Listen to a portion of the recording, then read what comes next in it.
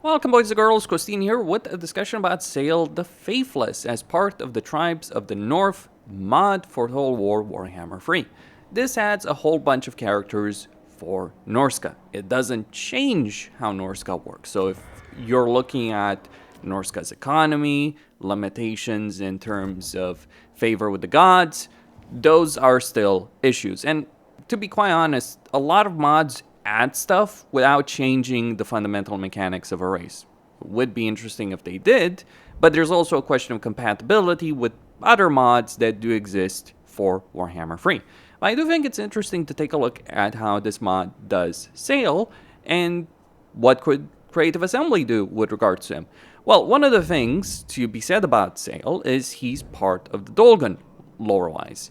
And the Dolgans start over here in the Chimera Plateau. They're sandwiched between Tamarkan, with whom they start at war with, and also Kolic. So you do start with Sayl right here, and you're kind of having to deal with both Tamarkan and Kolic in order to maintain your independence as opposed to becoming a vassal.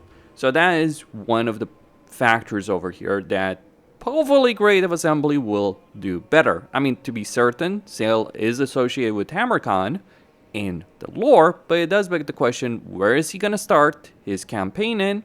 What is he going to do about that situation? It would make sense if he was close enough to Tamarkan, but this area of the campaign map is absolutely crowded and too small for all the Ledgering Lords. It's also not necessarily the best design, at least in terms of the Eastern Steppes over here and the Red Wastes. So maybe some map improvements could be in order on that subject. Now, beyond that, if we look at Sayl, and I do have to say it's a pretty sweet model, sure, Creative Assembly is going to do it differently from that perspective, but it's still a pretty good model for a mod. What do you get if you're playing as Sayl? What are the unique aspects of it? Well, Deceiver. Generic lords defeated by Sayl the Faithless may be deceived. Following a second defeat against Sayl, they'll morph into a cast spawn and die permanently. Not necessarily the biggest benefit, I have to say, in a campaign, but I suppose it makes sense when you're looking at Sayl the Faithless and his lore. Trickster. Sayl tricks even the Chaos Gods by bartering earned favor for powerful, mortal marked units. So this is how it's using Norscan favor that you do gain in a campaign for certain benefits. Pretty powerful benefits, actually, at that. All regions owned by faction that you have trade agreements with are visible. Something that Jan Bo has right now, something High Elves used to have, no longer have. We'll see about that. And then charge bonus 15% for mammoth units.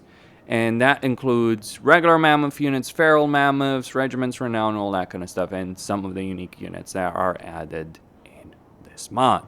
So those are your faction effects, and what that gives you are chosen units. So we're looking at chosen of Slaanesh, so chosen of Tzeentch, chosen of Khorne, chosen of Nurgle in this situation. So you do get a good amount of power through this. It is Sayl's Ritual. It has a 10-turn cooldown, and the rewards also increase over here. So I don't really have a lot of favor in this campaign at the moment with the gods, but if I did have more favor, and hopefully that is something Creative Assembly would improve on, by the way you earn favor, but if I did, I would just get better rewards. I think it's a bit ridiculous as a sentiment to argue that Sayl is tricking the Chaos Gods, at least when we're talking about Tzeentch. I'm sure Be'lakor thought he was better than the gods at one point. That didn't work so well for him.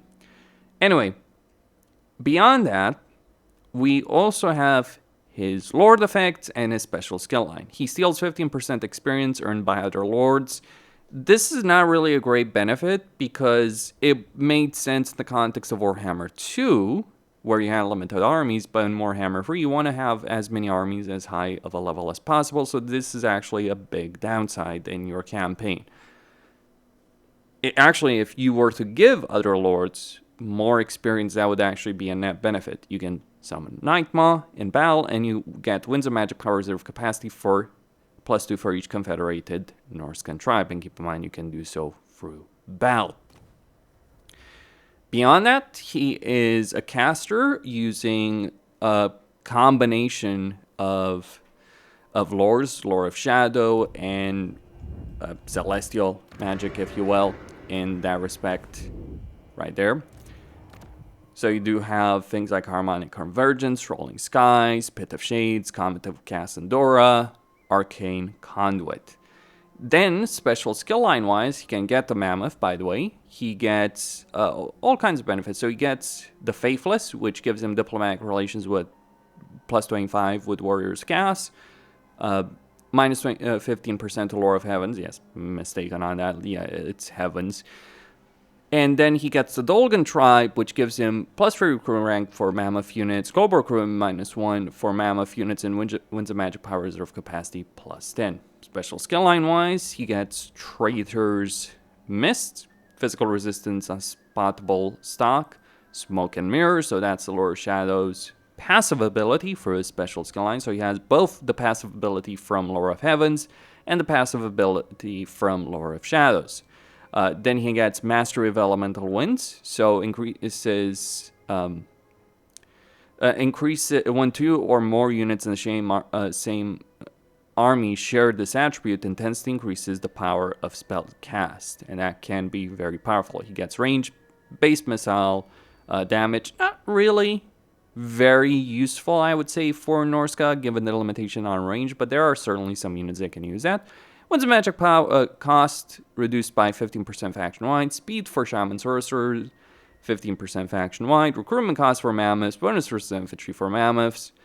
Cooldown reduction for Lore of Shadow spells. And then finally, the piece de resistance. Warp Conduit Mastery. Mastery of Elemental Winds for embedded Shaman Sorcerer heroes, all armies faction-wide. And minus 35% upkeep for Shaman Sorcerer heroes faction-wide. So this is a big deal because he gets Mastery of Elemental Winds. He gives all of his casters Mastery of Elemental Winds. Well, Shaman Sorcerers anyway.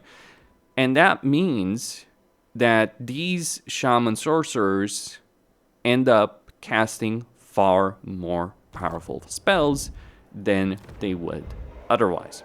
It's still a problem recruiting them because you do start with tier 1 settlement. The Norska's growth is not really that great. It requires tier 3. But it is a significant benefit longer term in your campaign.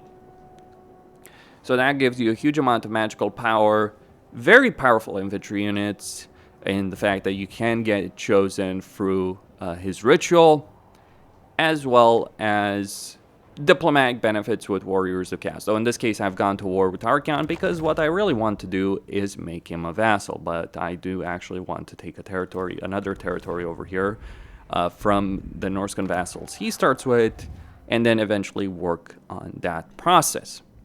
By the way, speaking about diplomatic relations with with Warriors of Chaos, it's kind of a bit awkward when you're thinking about Arbol, because you do have those kind of benefits. It would make sense it would apply to all Chaos factions, not just Warriors of Chaos. But that's just my perspective on the subject.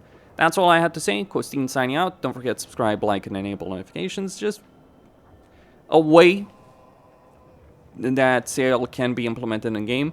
What Creative Assembly have stated on this subject is that what they're really going to have is him kind of playing a Skaven campaign, in a sense he's going to have a unique mechanic with regards to diplomatic backstabbing, because that is what Sayl does in the lore.